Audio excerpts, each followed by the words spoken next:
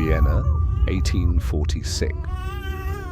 The hospital corridors echoed with the cries of newborns, their mothers relieved that they had survived childbirth. But in the days that followed, that relief turned into horror. One by one, women who had just given birth fell dangerously ill. Fever gripped their bodies, their pain unbearable. Many did not survive. The maternity ward, meant to be a place of life, had become a place of death. Doctors were at a loss. Some blamed bad air. Others thought it was an unavoidable curse of childbirth. But one thing was clear: the death toll was rising. What they did not realize was that the very hands meant to save lives might have been responsible for taking them. Dr. Ignaz Semmelweis had just arrived at Vienna General Hospital. A young Hungarian doctor eager to make a difference, he quickly noticed something alarming. The hospital had 2 maternity clinics. One, run by doctors and medical students, had an alarmingly high death rate. 10% of mothers never made it home. The other, run by midwives, had a much lower rate, less than 4%. The difference was so drastic that women begged to be admitted to the second clinic.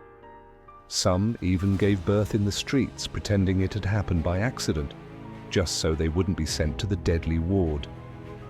This mystery consumed Semmelweis.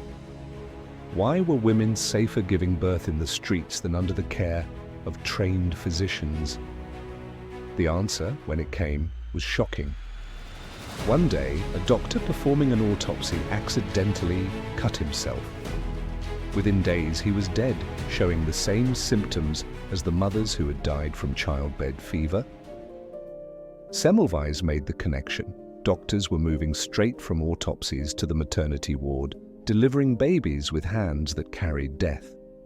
He believed some things were being transferred from the dead to the living. Determined to stop this, he introduced a simple rule. Before delivering babies, doctors had to wash their hands in a chlorine solution. The results were undeniable. The death rate plummeted from 18% to less than 2%. A simple act, washing hands, was saving lives. But instead of praise, Semmelweis was met with resistance. His colleagues refused to believe that they were the problem. The idea that their own hands had caused deaths was unthinkable. They dismissed his findings as nonsense, too simple to be true. They mocked him, ridiculed him, and refused to change their ways. Desperate, Semmelweis tried everything. He published his findings, lectured across Europe, and pleaded with the medical world to listen. But the more he pushed, the more they resisted. Eventually, he was forced out of Vienna General Hospital. His discovery ignored. Still, he refused to give up. In Hungary, he took charge of another hospital, enforcing strict hand-washing. Again, the results were clear. Death rates dropped dramatically. He had proof, but no one listened. Frustrated and angry, he lashed out at doctors who refused to follow his methods, calling them murderers. His outbursts made it easier for his enemies to label him unstable. In 1865, Semmelweis was committed to an asylum.